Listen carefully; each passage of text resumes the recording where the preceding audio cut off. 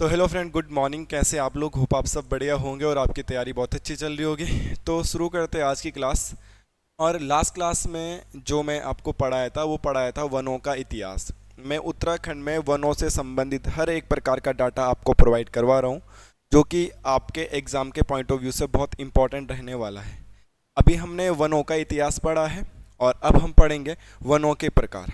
वनों के इतिहास के बाद हमारी जो क्लास होगी आज की वो होगा वनों के प्रकार। तो आज की हेडिंग आपकी होगी वनों के प्रकार। आप अपनी हेडिंग डाल लीजिएगा वनों के प्रकार। ये बहुत इजी भी टॉपिक है और ये टॉपिक आई एम श्योर कि आप सब लोगों ने पहले भी पढ़ा होगा। बुक्स में भी ये अवेलेबल है और आपने कोचिंग सेंटर या ऑनलाइन ऑफलाइन या पहले भी पढ़ा होगा। थोड़ा सा आपका इस टॉपिक में रिवाइज हो जाएगा।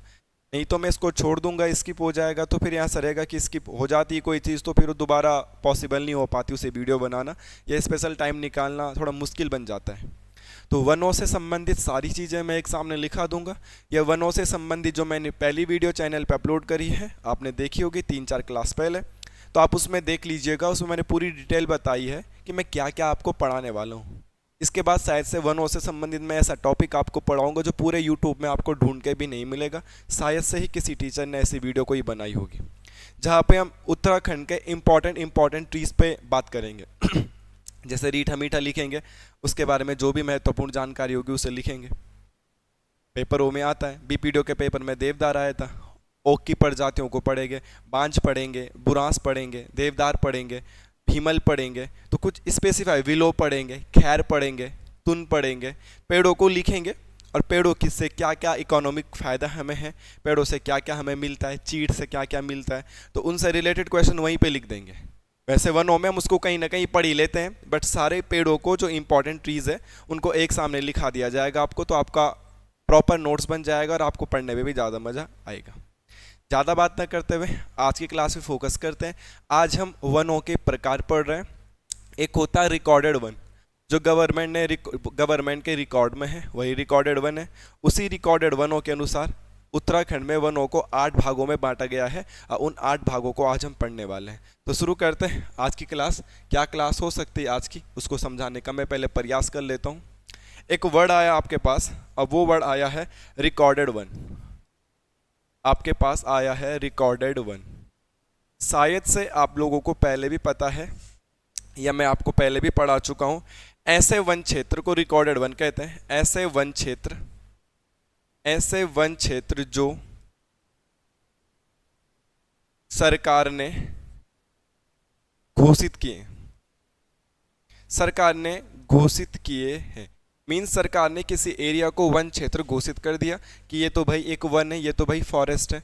और बेसिकली वन का, फॉरेस्ट का, जंगल का सोच के दिमाग में आपका क्या आता है कि कोई घनघोर जंगल होगा, वहाँ दुनिया भर के पेड़ पौधे, जंगली जानवर, ये वो सोच जैव विविधता पाई जाएगी। बट रिकॉर्डेड वन वो ही नहीं है। रिकॉर्डेड वन वो है कि सरकार ने जिसे घोषित कर दिया ये वन क्षेत्र है। अब चाहे वहां पर पेड़ या वृक्ष हो या ना हो, फर्क नहीं पड़ेगा। ठीक है, जैसे कि हमारे यहाँ एक घनघोर जंगल है, ये जंगल है और यहाँ दुनिया भर के पेड़ पौधे, तो सरकार ने इसको रिकॉर्डेड वन में, रिकॉर्डेड फॉरेस्ट में घोषित किया है। No problem at all. आप चमोली पिथौरागढ़ के हैं और आप देखते हैं कि आपके जंगलों में दुनिया भर की बर्फ गिरती है, तो ऊपर एरिया में आपके यहाँ पेड़ पौधे कम होते हैं, नीचे तो जंगल होते हैं। मगर जहाँ जहाँ बर्फ गिरती है वहाँ जंगल कम होते हैं, वहाँ घास के मैदान ज़्यादा पाए जाते हैं, पेड़ पौधे नहीं उग पाते वहाँ ज़्यादातर ऊंची हाइट पे। तो सरकार ने तो इसको पूरा वन क्षेत्र घोषित कर दिया है, जबकि प्रैक्टिकली आप देख पा रहे होंगे तो इस क्षेत्र में वन है ही नहीं, पेड़ है ही नहीं, क्योंकि वहाँ बर्फ गिरती है। मगर फिर भी उसे रिकॉर्डेड वन के तहत गिना जाएगा, चाहे वहाँ पेड़ हो या नहीं हो। सरकार ने उसे घोषित कर दिया है तो कर दिया, अब कुछ भी हो झेलना पड़ेगा। ठीक है, समझ में आ रही है आपकी बात? उम्मीद करता हूँ थोड़े बहुत समझे होंगे। अब बात करते हैं कि ये रिकॉर्डेड वन जो है, ये रिकॉर्डेड वन उत्तराखंड में भी तो होंगे। ऐसा तो नहीं हो सकता उत्तराखंड में रिकॉर्डेड वन नहीं है। टोटल वनों का कितना रिकॉर्डेड वन है ये भी आपको पॉइंट पता होना चाहिए, थोड़ी बहुत बातें आपको पता होनी चाहिए। ये बातें मैं आपको पहले भी पढ़ा चुका हूँ और अभी भी दोबारा पढ़ा दूंगा। अगर मैं परसेंटेज की बात करूँ तो उत्तराखंड में 71.5% क्षेत्र पर लगभग रिकॉर्डेड फॉरेस्ट आपको मिल जाता है। और अगर मैं क्षेत्रफल की बात करूं तो लगभग 37,999 0.60 एरिया पर या किलोमीटर स्क्वायर पर आपको रिकॉर्डेड फॉरेस्ट मिल जाता है। इसीलिए 37,999 को आपने राउंड फिगर में 38,000 भी पढ़ा होगा, तो ये कोई बात नहीं है। उत्तराखंड में कितने % एरिया पर रिकॉर्डेड फॉरेस्ट है, तो आप बोलोगे 38,000 किलोमीटर स्क्वायर एरिया पर रिकॉर्डेड फॉरेस्ट देखने के लिए मिलते हैं। एंड परसेंटेज की बात करेंगे तो 71.50% पे आपको रिकॉर्डेड वन देखने के लिए मिलते हैं। अब इसका डाटा हम पढ़ेंगे जो कि हमारे एग्ज़ाम के पॉइंट ऑफ व्यू से इम्पॉर्टेंट रहने वाला है, और उनको पढ़ने का प्रयास करते हैं। ठीक है, उसके पढ़ने के प्रयास में आपने हेडिंग डाल दी होगी उत्तराखंड में वनों के प्रकार। और उत्तराखंड में वनों को मुख्यतः 8 भागों में बांटा गया है। कई बार सिंपल इजी सा क्वेश्चन आ जाता है कि उत्तराखंड में वन, तो आप लोगों ने पढ़ लिए, वन पूरे याद कर लिए, और क्वेश्चन आ गया उत्तराखंड में वनों को कितने भागों में बांटा गया है, और यही क्वेश्चन समझ में नहीं आया तो फिर बात ही क्या बनी। तो पहला वन लिख लीजिएगा आप, उपोष्ण कटिबंधीय वन। पहला वन क्या होगा मेरे दोस्त, हमारा पहला वन होगा उपोष्ण कटिबंधीय वन। ठीक है, हम पढ़ रहे उपोष्ण कटिबंधीय वन। आई नो कि आप लोगों ने ये पहले भी पढ़े हैं, एक बार आप सुन लीजिएगा क्लास को प्यार से, ध्यान से, आपका रिवाइज हो जाएगा। ठीक है, उपोष्ण कटिबंधीय वन। उपोष्ण कटिबंधीय वन ये है, तो ये किस हाइट पे पाए जाते हैं, यहीं से यही वाला क्वेश्चन सबसे मेजरली एग्जाम में बनता है। जो भी आज हम पढ़ेंगे तो इनकी हाइट आपको याद रखनी है कि किस ऊंचाई पे कौन से प्रकार के वन पाए जाते हैं, ये क्वेश्चन यहाँ से बहुत इंपॉर्टेंट बनता है। बाकी इस टॉपिक से 3-4 क्वेश्चन प्रीवियस पेपर में ऑलरेडी आए हैं, वो भी मैं आपसे शेयर करूंगा, साझा करूंगा। उपोष्ण कटिबंधीय वन जो होते हैं मेरे भाई, ये 750 मीटर से लेके लगभग 1200 मीटर की ऊंचाई तक पाए जाते हैं। ये हाइट का जो डाटा है, आप बिल्कुल ये मत समझना कि 750 से नीचे ऐसे पेड़ पाए नहीं जाएंगे या 1200 से मीटर ऊपर पाए नहीं जाते। ये औसतन एवरेज ये बताया जाता है कि लगभग इस ऊंचाई पे ये पेड़ पाया जाना संभव है, या इस ऊंचाई पे ये पेड़ सबसे ज़्यादा पाए जाते हैं। इसका मतलब ये नहीं है कि 750 से जरा सा नीचे हुआ तो नहीं होगा और 1200 से जरा सा ऊपर होगा तो नहीं होगा। लगभग औसतन इसी ऊंचाई पर ये चीज़ें देखने के लिए मिलती है। ठीक है, इसके अलावा इसमें एक और पॉइंट आप लिख सकते हैं कि इस प्रकार के वन मैक्सिमम उप हिमालय क्षेत्र में पाए जाते हैं। ठीक है, ऐसा पॉइंट बन सकता है भाई, वन लाइनर क्वेश्चन आपको पता है उत्तराखंड के एग्जाम में आते हैं। उप हिमालय क्षेत्र में मैक्सिमम ये प्रकार के वन पाए जाते हैं। कौन सा? उपोष्ण कटिबंधीय वन।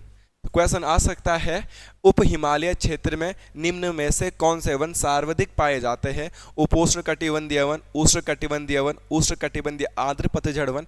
ऐसे वनों के नाम आपको दे देगा। जब आपने ये फैक्ट याद किया होगा तभी तो आप कर पाएंगे। तो मैं हमेशा से कहता हूँ चीज़ों को जस्ट लिखना नहीं है, चीज़ों को रिवाइज करना, चीज़ों को याद करना है। तो उप हिमालय क्षेत्र में उपोष्ण कटिबंधीय वनों की संख्या ज़्यादा पाई जाती है। और इसके अलावा इस प्रकार के वनों के अगर मैं एग्जाम्पल दूँ आपको, तो इस प्रकार के वनों के एग्जाम्पल में साल सबसे महत्वपूर्ण है। साल का वृक्ष सबसे महत्वपूर्ण है। देखो जंगल में तो दुनिया भर के पेड़ पाए जाते हैं, यहाँ पे आप खैर भी लिख सकते हैं, ये भी पाया जाता है, सागौन भी लिख सकते हैं, ये भी पाया जाता है, मगर हमें इनसे मतलब नहीं है। पेड़ों से तो एक क्वेश्चन कम बनेगा तो मैं आपको इंपॉर्टेंट लिखा भी दूंगा। जैसे चीड़ का वृक्ष पूछा जाता है किस ऊंचाई पे पाया जाता है, आप समझ पा रहे हो। देवदार का वृक्ष या बांज का वृक्ष किस ऊंचाई पे पाया जाता है, ऑक की प्रजातियां। तो ये चीज़ें मैं तुम्हें लिखा होगा। मैंने कहा ना आगे वाली क्लास सिर्फ वनों पे ही आएगी, कुछ इंपॉर्टेंट ट्रीज पे ही आएगी जो उत्तराखंड में पाई जाती है। तो ऐसा बहुत कम क्वेश्चन आएगा, क्योंकि साल का वृक्ष इससे ऊपर भी पा लिया जाता है, खैर का वृक्ष ऊपर दायां बायां भी पाया जाता है। तो इसीलिए जिसको मैं इंपॉर्टेंट बोलूँगा आप उसे याद कर लीजिएगा। मैं आपको बता दूं ये क्वेश्चन थोड़ा सा इंपॉर्टेंट है। क्वेश्चन आ सकता है कि साल का वृक्ष किस प्रकार का उदाहरण है। तो उपोष्ण कटिबंधीय वनों में महत्वपूर्ण वन है साल। ठीक है, मैं आपको जब वनों का इतिहास पढ़ाया था तो साल के वनों की इंपॉर्टेंस मैं आपको बताया था कि साल का वृक्ष गांव में फर्नीचर वगैरह बनाने में बहुत मजबूत माना जाता है। गांव में जो लकड़ी वाले मकान होते हैं, पत्थर वाले मकान होते हैं, उनकी जो बीम बूम बनाई जाती है वो साल के वृक्षों की बनाई जाती थी। बहुत इंपॉर्टेंट है, बहुत मजबूत साल का वृक्ष माना जाता है। साल के वृक्ष की जब दुनिया भर की कटाई हो रही थी तो कुछ दिन पहले मैं आपको वनों का इतिहास पढ़ा रहा था। तो आज का आपका पहला कमेंट जो आप करके बताएंगे मेरे यार दोस्त, आप बताओगे साल के वृक्षों की कटाई पर रोक कब और किस कमिश्नर ने लगाई थी। साल के वृक्षों की कटाई पर रोक कब और किस कमिश्नर ने लगाए थे, ये आप कमेंट करके बताएंगे। अब मेरे भाई अगर आपको ये याद नहीं है तो कल वाली क्लास में पढ़ाया था, फिर फ़ायदा क्या हो गया आपका नया पढ़ के। तो आप रिवाइज करिएगा, पन्ने पलटिएगा और देन कमेंट करिएगा, देखते हैं किस किस को याद है। दूसरा प्रकार का वन, दूसरी हेडिंग आप लिख लीजिएगा उष्णकटिबंधीय शुष्क वन। ठीक है, आप दूसरा लिख लीजिएगा उष्णकटिबंधीय शुष्क वन। हमने बोला आप दूसरा प्रकार का वन लिखेंगे उष्णकटिबंधीय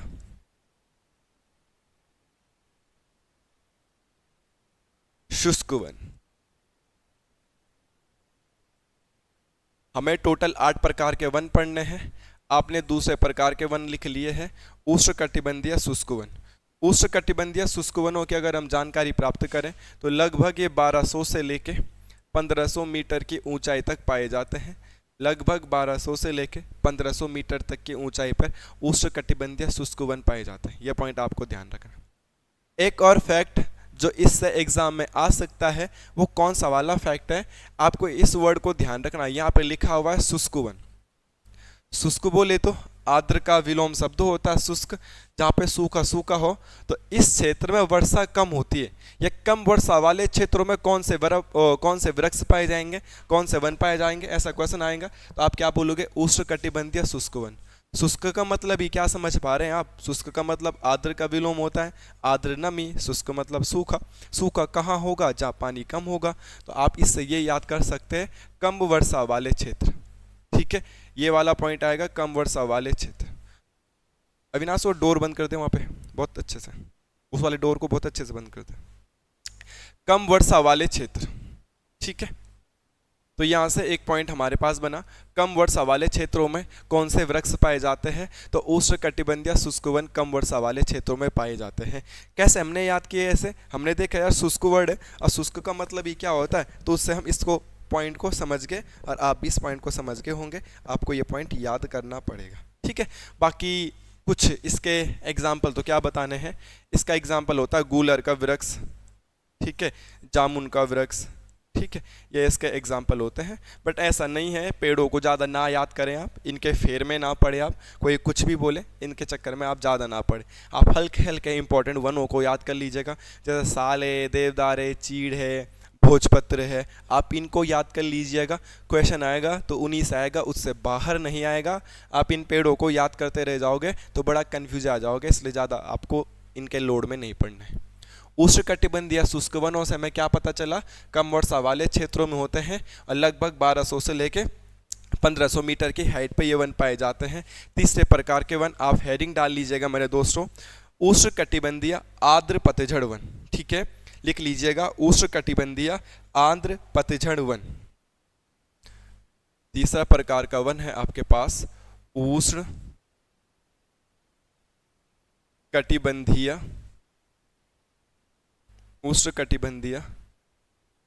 आर्द्र पतझड़ वन। आपकी काफ़ी दिनों से हिंदी की क्लासेस नहीं हुई है, मे बी आपकी कल हिंदी की क्लास आएगी, तो आप इस पॉइंट को देखिएगा। शुद्ध वर्तनी में हिंदी में लिखने के लिए आता आर्द्र, ठीक है। तो आप इन छोटी छोटी चीज़ों पे फोकस करें, सही वर्तनी लिखें। और वर्तनी आपके टॉपिक का सिलेबस का ऐसा टॉपिक है कि आप कितना भी प्रैक्टिस कर लो, अगर आप उसका प्रोनाउंस अच्छे से नहीं करते, शुद्ध प्रोनाउंस अगर आप नहीं करते, तो आप उसे शुद्ध तरीके से लिख नहीं सकते। आर्द्र होता है आर्द्र, ठीक है, आ र द र अ, ठीक है, आर्द्र, ठीक है, इसको समझ लीजिएगा। इससे पहले कैसा था, शुष्क, अब कौन सा वाला आ गया, आर्द्र। तो आर्द्र में मतलब बारिश ज़्यादा होती होगी, आर्द्र मतलब नमी, शुष्क मतलब सूखा।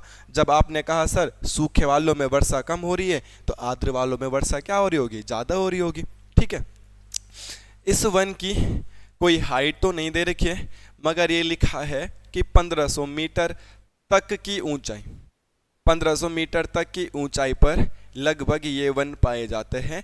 औसतन इस ऊंचाई से अगर हम ऊपर की तरफ जाएं तो पतझड़ वनों का जो डाटा होता है वो कम कम देखने के लिए मिलता है।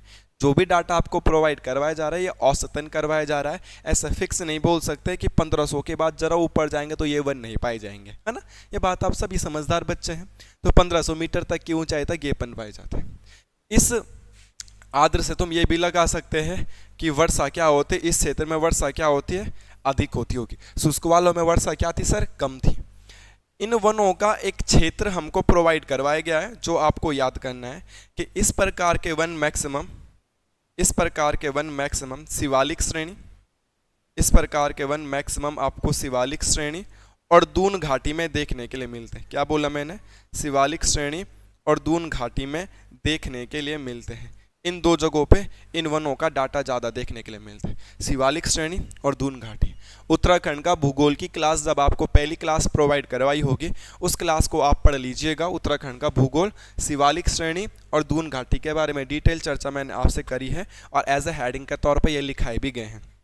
फिलहाल के लिए हम उष्णकटिबंधीय आर्द्र पतझड़ वन कह रहे थे और आर्द्र पतझड़ वन मैक्सिमम वर्षा वाले क्षेत्रों में पाए जा रहे होंगे। 1500 मीटर तक की ऊंचाई पे पाए जाते हैं। मैक्सिमम इनका जो विस्तार देखने के लिए मिलता है हमें शिवालिक श्रेणी और दून घाटी में इसका मैक्सिमम विस्तार देखने के लिए मिलता है। जैसे जैसे मैं चीज़ों को बोर्ड पे लिखता हूँ आप ऐसे ही कॉपी में नोट डाउन करें और प्रॉपर नोट्स बनाएं। इसीलिए मैं पीपीटी बनाता नहीं हूँ कि मैं स्वयं से ही लिखूंगा इन चीज़ों को और आप देखो कि वो आदमी कैसे लिख रहा है, आप भी वैसे लिखो और प्रॉपर नोट्स बनाओ। बिना नोट्स बनाए और बिना रिवाइज किए हुए नौकरी को पाना असंभव से भी असंभव है। आपको नोट्स बनाने ही पड़ेंगे, रिवाइज करना ही पड़ेगा। आर्द्र से हमने एक क्वेश्चन निकाला वर्षा, और इसी से आप एक और क्वेश्चन निकाल सकते हैं। आप वर्षा से भी एक और क्वेश्चन निकाल सकते हैं जो कि बड़ा इंपॉर्टेंट होगा इस प्रकार के वनों को। जब वर्षा होगी, वर्षा कब होती है, जब मानसून आता है। बोलते हैं जब हम अप्रैल मई की गर्मी में हम सड़ रहे होते हैं, जून की गर्मी में हम सड़ रहे होते हैं, तो जुलाई के स्टार्टिंग में या जून के लास्ट में हम सब लोग नॉर्थ इंडिया वाले वेट कर रहे होंगे कि कब मानसून आएगा, कब मानसून आएगा। करते हैं कि नहीं करते। फिर न्यूज आता है कि मानसून केरल पहुंच गया। क्वेश्चन भी आएगा, कहीं पे नोट करके लिख लो। भारत में सबसे पहले किस राज्य में मानसून आता है। मानसून भारत में सबसे पहले किस राज्य में पहुंचता है, तो भारत में सबसे पहले केरल में पहुंचता है। बाकी जब आपको भूगोल पढ़ाया जाएगा तो इससे सारी चीज़ आपको डिटेल में बताई जाएगी। ठीक है, तो ऐसा ही ये मानसून उत्तराखंड में भी आता होगा। जब मानसून आता होगा तभी तो वर्षा होती होगी, और वर्षा होती है तो यही पेड़ पाए जाते हैं। इसीलिए इस प्रकार के वनों को मानसूनी वन भी कहा जाता है। वेरी वेरी वेरी इंपॉर्टेंट करके इस पॉइंट को याद कर लीजिएगा। मानसूनी फॉरेस्ट किसको कहा जाता है, तो उष्णकटिबंधीय आर्द्र पतझड़ वन को मानसूनी वन भी कहते हैं। कैसे याद किया आपने, उष्णकटिबंधीय आर्द्र पतझड़ वन। सर आर्द्र मतलब नमी, नमी तब होगी जब बारिश होगी, और जब बारिश होगी तो बिना मानसून के नहीं होगी। आपको क्लियर पता चल गया। और शिवालिक श्रेणी और दून घाटी में इनका ज़्यादा डाटा देखने के लिए मिलता है। तो ये आपके पास तीसरे प्रकार के वन होंगे। वेरी इंपॉर्टेंट है, नोट करके लिख लीजिएगा। ये एग्जाम में आएगा और ये एग्जाम में आता भी है, इस बात को आप ध्यान रख लीजिएगा। ये दोबारा पेपरों में आएगा। ठीक है, नेक्स्ट लिखिएगा। चौथे प्रकार के वन जो मेरे दोस्तों आपको याद करना है, very very important, group C के पेपर में आ चुका है और एक बार नहीं 2-3 बार आ चुका है। इसको बोलेंगे कोणधारी वन। मैं कह रहा हूँ ग्रुप सी के पेपर में आ चुका है और एक बारी नहीं 2-3 बारी आ चुका है। अगेन ये आएंगे कोणधारी वन। कोणधारी वनों का डाटा याद करना भी बड़ा आसान है। लगभग 900 मीटर से लेके 1800 मीटर तक की ऊंचाई पर इसका मैक्सिमम विस्तार देखने के लिए मिलता है। इसका मतलब ये नहीं कि इस ऊंचाई के बाद या इस ऊंचाई से नीचे नहीं पाया जाता है, बट मैक्सिमम वो 900 से लेके 1800 मीटर तक की ऊंचाई पर इसके लिए सूटेबल कंडीशंस होती है। कोणधारी वनों में एक पॉइंट ये आता है कि कोणधारी वनों का जो मुख्य वन है, कोणधारी वनों का जो मुख्य वन है वो है चीड़। भाई इस चीड़ के बारे में जितना डाटा आपको मिले उतना कम है, इसको पढ़ लीजिएगा। वैसे हम कुछ दिनों बाद पढ़ेंगे भी स्पेसिफाई पेड़ों के बारे में, वहाँ पे चीड़ के बारे में भी चर्चा जरूर हम करेंगे। ठीक है, याद रखना इस चीड़ से ही हमें पिरूल प्राप्त होता है।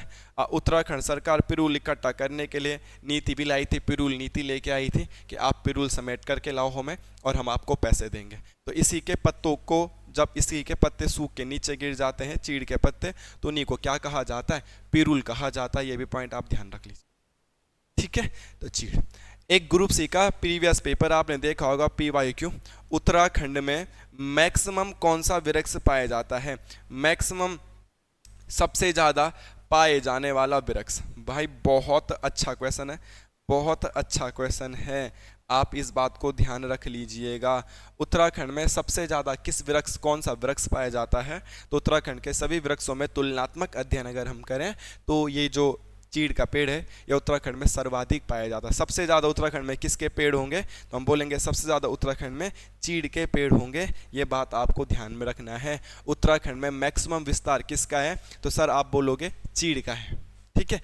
और लास्ट ये है कि जो चीड़ का पेड़ होता है, ये जो कोणधारी वृक्ष होते हैं, इनकी एक खासियत क्या होती है? इसकी एक विशेषता ये भी होती है चीड़ के वृक्षों की कि ये चट्टानी धरातल पर भी उग जाते हैं। अगर आप अपने घर में पेड़ लगा रहे हो तो हम पेड़ कैसी जगह पे लगाते हैं? जहाँ पे मिट्टी होगी। या हम पेड़ लगा भी रहे हैं, नीचे पत्थर निकल गया या कंक्रीट निकल गया, मोटे मोटे पत्थर निकल रहे हैं, हम वहाँ पे पेड़ों को नहीं लगाते हैं। जैसे हम कभी गांव में हल भी लगाते थे तो कई हल खेत ऐसे होते जो नदी के किनारे वाले खेत होते, स्यारे लगाते जा, वहाँ पे पत्थर निकल जाते हल लगाते समय। कई बार तो जो हल का नीचे वाला पार्ट होता है जो ज़मीन में जाता है, हम गढ़वाली में उसे निसुड़ कहते हैं, वो टूट भी जाता था इस चक्कर में, क्योंकि वो पत्थर उस पर फंस जाते थे। तो हम वहाँ पे खेती बाड़ी करना थोड़ा सा मुश्किल बनता था। मगर ये चीड़ के पेड़ है ना, ये पत्थरों में भी उग जाते हैं। ये कोणधारी वन है ना जो, ये चट्टानी धरातल पे भी उग जाते हैं। जहाँ पे कोई पेड़ नहीं उगेगा वहाँ पे ये भी उग जाएगा। तो इसकी ये खासियत है, चट्टानी धरातल पर आसानी से उग जाते हैं। ये भी एक फैक्ट है भाई, आसानी से उग जाते हैं। नॉर्मल हम पत्थरों में, चट्टानी धरातलों में तो पेड़ों को लगाएंगे नहीं, बट ये वाला जो है ये चट्टानी धरातलों पर भी आसानी से उग जाते हैं। काफ़ी अच्छा क्वेश्चन है, एग्जाम में बन सकते हैं। क्या समझ में आया कि चट्टानी धरातलों पर निम्न में से कौन से वन उगते हैं? उष्णकटिबंधीय वन, उपोष्णकटिबंधीय वन, उष्णकटिबंधीय आर्द्र पतझड़ वन, कोणधारी वन। ऐसा ऑप्शन दे देगा एग्जामिनर आपको। आप क्या बोलेंगे? चट्टानी धरातल पे तो भाई चीड़ वगैरह के पेड़ उगते हैं। चीड़ वगैरह पेड़ क्या है? कोणधारी वन है। कोणधारी वन 900 से लेकर 1800 मीटर तक की हाइट पे पाए जाते हैं। चीड़ के पत्तों को पिरूल कहते हैं। अभी 2024 में उत्तराखंड सरकार ने पिरूल नीति भी लाई थी। पिरूल नीति में आप पिरूल के पत्तों को उठा के, चीड़ के पत्तों पिरूल को उठा के ला रहे थे, फॉरेस्ट में जमा करवा रहे थे, वो आपको पैसे भी दे रहे थे। उत्तराखंड में सबसे ज़्यादा कौन सा वृक्ष पाया जाता है? तो चीड़ का वृक्ष पाया जाता है। और चट्टानी धरातल पे उगने वाले वृक्ष कौन है? तो ये कोणधारी वन ही है, जो चट्टानी धरातल पे भी आसानी से उग जाते हैं। ये ध्यान रखना। नेक्स्ट लिखिएगा पर्वतीय शीतोष्ण वन। पर्वतीय शीतोष्ण वन शायद से 5वां प्रकार का वन होगा आपके पास, और नाम होगा पर्वतीय शीतोष्ण वन। ठीक है, पर्वतीय शीतोष्ण वन। अभी आपने लास्ट जो वन पढ़ा था मेरे भाई, वो आपने पढ़ा था कोणधारी वन। और कोणधारी वनों में आपने देखा होगा 900 से लेकर 1800 मीटर तक की ऊंचाई पर बेसिकली ये पाए जा रहे थे। और 9 दूनी 18 और 9 तियां 27। तो जो पर्वतीय शीतोष्ण वन है ना, बस ये इतना ही याद करना है कि 1800 से लेके 2700 मीटर तक की हाइट पे आपके पास ये प्रकार के वन पाए जाते हैं, जिन्हें बोला जाता है पर्वतीय शीतोष्ण वन। पर्वतीय शीतोष्ण वन 1800 से लेके 2700 मीटर की हाइट पे पाए जा रहे हैं। ये वाला फैक्ट आप याद कर लीजिएगा। कोणधारी वन कहाँ थे? 900 से 1800। इस प्रकार के वनों का जो एग्जाम्पल आपको देखने के लिए मिलता है, वो देखने के लिए मिलता है बांज, बुरांस। इस प्रकार के पेड़ आपको यहाँ पे देखने के लिए मिलते हैं। बांज और बुरांस, इसका मतलब ये नहीं है कि इसके ऊपर नीचे नहीं पाए जाते हैं, मगर इस हाइट पे इनकी डेंसिटी ज़्यादा पाई जाती है। और बांज और बुरांस के पेड़ अगर आपने देखे होंगे तो इनकी खासियत ये है कि लगभग ये वर्ष भर क्या रहते हैं? हरे भरे रहते हैं। ये लगभग वर्ष भर क्या रहते हैं? हरे भरे रहते हैं। ठीक है। नॉर्मल सामान्यतः वृक्ष से आपने क्या देखा होगा? सामान्यतः वृक्षों में पतझड़ होता है। एक वर्ड है, सामान्यतः वृक्षों में पतझड़ होता है। पतझड़ बोले तो वृक्ष अपने पत्तों को गिरा देते हैं। अगर आपने भूगोल पढ़ी होगी या थोड़ा बहुत स्कूल में पढ़ा होगा तो आपको पता होगा पतझड़। पत्ते क्यों गिराते हैं पेड़? जब पेड़ के पास पानी की कमी हो जाती है तो पत्ते गिरा देता है पेड़ अपने। और फिर जब पानी आता है, बरसात का टाइम आता है, पानी की कमी दूर होती है तो फिर से नई कूपल या नए हरे भरे पत्ते आते हैं। और गर्मियों के टाइम पे पानी की कमी होती है तो पेड़ अपने पत्तों को गिरा देते हैं। बड़ी साइंस है इसके पीछे, नेचर ने बड़े तरीके से बनाया इन चीज़ों को। ठीक है। जब हम कभी पढ़ेंगे, आपको भी तो नहीं मगर ऑफलाइन क्लासेस में मैंने ये चीज़ें पढ़ाई थी बहुत अच्छे से, क्योंकि ऑफलाइन क्लासेस में हम भूगोल पढ़ रहे थे और वहाँ पे अगर आप देखोगे ग्रुप सी का भूगोल का सिलेबस, तो हमारे पास सिलेबस में भूगोल में प्राकृतिक वन, आप ग्रुप सी का भूगोल का सिलेबस देखिएगा, वहाँ पे हेडिंग होगी प्राकृतिक वन। तो ऑफलाइन क्लासेस में प्राकृतिक वन समझाए थे कि प्राकृतिक वन किसे कहते हैं, तो वहाँ पे ये चीज़ें बताई थी कि ये कैनोपी क्या होती है, वहाँ पे ये चीज़ें समझाई थी कि ये पेड़ अपने पत्तों को क्यों गिरा रहे हैं। तो आपसे भी डिस्कस करेंगे आने वाले टाइम में। तो पेड़ अपने पत्तों को गिरा देते हैं, मगर पेड़ क्या करते हैं कि सभी पत्तों को एक साथ ही गिरा देते, तो पेड़ आपने देखोगे नंगे हो जाते हैं गर्मियों के टाइम पे, और जैसे ही दोबारा से जुलाई या बारिश वारिश का टाइम आता है फिर दोबारा से घने हरे भरे हो जाते हैं, है ना, ये देखा होगा। मगर ये साल भर हरे भरे ही रहते हैं, तो क्या सर ये पत्ते नहीं गिराते? बड़ा इंपॉर्टेंट ये सवाल आता है कि जब साल भर हरे भरे रहते हैं तो ये भी तो पत्ते गिराते होंगे अपने। हाँ ये गिराते हैं, मगर इन पेड़ों की ये क्वालिटीज़ है कि ये अपने सारे पत्ते एक साथ नहीं गिराते। जैसे आपके यहाँ साल के जंगल होंगे, जैसे हमारे गांव में साल के जंगल है, तो पूरा एक बार ही खाली हो जाता है और फिर अगली बार पूरा हरा भरा हो जाता है। जब वो पूरा खाली हो जाता है, पत्ते नीचे गिरते हैं और गर्मियों के टाइम पर उन्हीं पे आग लगती है। मगर ये जो बांस बुरांज के पेड़ है, ये क्या करते हैं कि अगर इन पे 100 पत्ते हैं कि 100 के 100 पत्ते नहीं गिराएंगे, 20 पत्ते गिराएंगे, फिर 20 नए आएंगे, फिर 20 गिराएंगे, फिर 20 नए आएंगे, 20 गिराएंगे, फिर 20 नए आएंगे। अल्टरनेट के हिसाब से चलता है। राज्यसभा की सारी सीटें कभी खाली नहीं होती ना, धीरे धीरे करके धीरे धीरे करके आधों को निकाला जाता, आधे नए, आधे निकाला जाता, आधे नए साथ है। जबकि लोकसभा के चुनाव एक साथ, सब एक साथ गायब, फिर सब एक साथ नए आ जाते हैं, है ना। तो यही समझ लो आप इनको। पर्वतीय शीतोष्ण वन, वर्ष भर हरे भरे रहते हैं, ये भी इनके क्वालिटीज़ है भाई, है ना। ऐसा क्वेश्चन, कुछ भी क्वेश्चन आ सकता है यार एग्जाम में। छठवां प्रकार का पेड़ आप लिखिएगा मेरे दोस्तों, मेरे भाइयों, उप एल्पाइन तथा एल्पाइन वन। ठीक है, आप लिख लीजिएगा उप एल्पाइन तथा एल्पाइन वन। अगला प्रकार का वन होगा उप एल्पाइन, या आपसे पूछा जा सकता है एल्पाइन वन। उप एल्पाइन और एल्पाइन वन जो मेरे भाई होंगे, ये लगभग आपको 2700 मीटर के प्लस की ऊंचाई के बाद पाए जाएंगे। ठीक है, इस प्रकार के वनों का एक बहुत महत्वपूर्ण एग्जाम्पल है, और वो है भोजपत्र। अगर आप प्राचीन भारत पढ़ोगे या प्राचीन उत्तराखंड पढ़ोगे, तो भोजपत्र में ही ये वेद वगैरह लिखे गए थे, या कुछ चीज़ें लिखी जाती थी जैसे हम आजकल कॉपी किताब में लिखते हैं। तो भोजपत्र का एक बहुत ऊंचा पेड़ होता है, बहुत मोटा लंबा पेड़ होता है, और उसकी छाल से बक्कल निकलते हैं, उसकी छाल से निकाला जाता है और उन्हीं में लिखा जाता है, और उनको बहुत समय तक संजो के रखा जा सकता है। तो लिखाई पढ़ाई का काम करते थे भोजपत्रों में। तो भोजपत्र का जो पेड़ है वो बहुत यूनिक है, और वो एंशिएंट टाइम की कलाकृतियों को समझाने के लिए, रखने के लिए, उनकी स्क्रिप्ट को लिखने में काम आता था भोजपत्र। ठीक है, और इसका एक और पॉइंट आप लिख सकते हैं कि यहाँ पर तेल युक्त पेड़ पाए जाते हैं। तेल युक्त पेड़ पाए जाते, पेड़ नहीं लिखेंगे, वृक्ष लिख देंगे। ठीक है, तेल युक्त वृक्ष पाए जाते हैं। ठीक है, अगर क्वेश्चन आएगा एल्पाइन वन कैसे होते हैं, तो तेल युक्त होते हैं। और नॉर्मल क्वेश्चन आएगा तेल युक्त वृक्ष कौन होते हैं, तो आप क्या बोलेंगे, एल्पाइन होते हैं। अब जो तेल युक्त वृक्ष होंगे ना, इनके अंदर से चोप, गढ़वाली में हम चोप बोलते थे, चोप, है ना।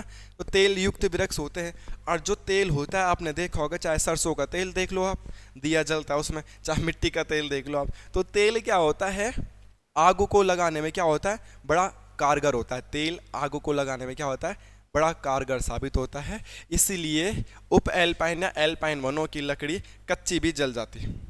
कच्ची लकड़ी भी इनकी क्या हो जाती है, जल जाती है, कच्ची लकड़ी जल जाती है, क्योंकि ये तेल युक्त होते हैं। आप समझिए इस बात को, और जब ये तेल युक्त होते हैं तो ये कच्ची भी जलने में सहायक होती है। इजीली तेल युक्त वृक्ष कच्चे में भी जल जाते हैं। ये पॉइंट आप ध्यान रख सकते हैं, बड़ा अच्छा क्वेश्चन है और ये आपको पता भी होना चाहिए। नेक्स्ट लिखिएगा एल्पाइन झाड़ियाँ तथा घास के मैदान। नेक्स्ट अगर आप लिखेंगे तो आप लिख सकते हैं एल्पाइन झाड़ियाँ, आप लिख सकते हैं एल्पाइन झाड़ियाँ। आप नेक्स्ट लिख सकते हैं एल्पाइन झाड़ियाँ। एल्पाइन झाड़ियाँ, या आप इनको बोला जा सकता है घास के मैदान, घास के मैदान। ठीक है, एल्पाइन झाड़ियाँ या घास के मैदान भी एक ऊंचाई के बाद उत्तराखंड में पाए जाते हैं। इनकी ऊंचाई अगर आपको लिखनी होगी तो आप लिख सकते हैं कि 3000 मीटर के बाद 3600 मीटर तक लगभग एल्पाइन या घास के मैदान पाए जाते हैं। एल्पाइन झाड़ियाँ या घास के मैदान पाए जाते हैं। मैं क्या बोला हूँ सर, मैं बोला हूँ लगभग 3000 मीटर से 3600 मीटर तक की ऊंचाई पर ये पाए जाते हैं। इनकी क्या विशेषता होगी?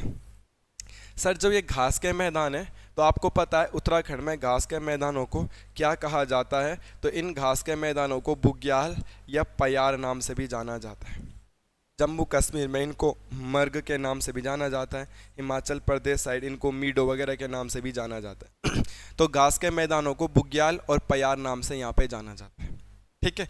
एक फैक्ट में अगर आपको बता दूं, अगर आपको लिखना होगा कि उत्तराखंड में नॉर्मल बुग्याल कितने प्रकार के होते हैं, तो बुग्याल कितने प्रकार के होते हैं, एक सिंपल सा क्वेश्चन आएगा तो आप लिख सकते हैं बुग्याल सिर्फ 5 प्रकार के होते हैं। बुग्याल कितने प्रकार के होते हैं? तो बुग्याल 5 प्रकार के होते हैं। इनके नाम भी आपको पढ़ाएंगे। अभी भूगोल में जब हम उत्तराखंड के बुग्याल पढ़ेंगे तो इनके बारे में भी डिटेल चर्चा करेंगे कि कौन सा बुग्याल कहाँ है। ठीक है, कोई दिक्कत तो नहीं होगी, आप समझिएगा इन बातों को, क्वेश्चन पेपरों में आते हैं।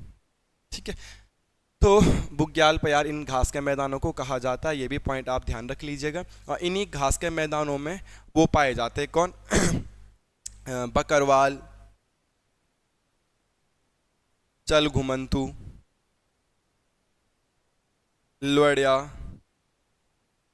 ठीक है, जो ये पशुपालन का काम करते हैं, पशुपालन का जो काम करते हैं, जिनके पास दुनिया भर की बकरियां होते हैं, कुत्ते होते हैं, घोड़े होते हैं, तो ये बुग्यालों में उनको चलाते हैं। तो ध्यान रखना, बकरवाल, अनवाल, पालसी।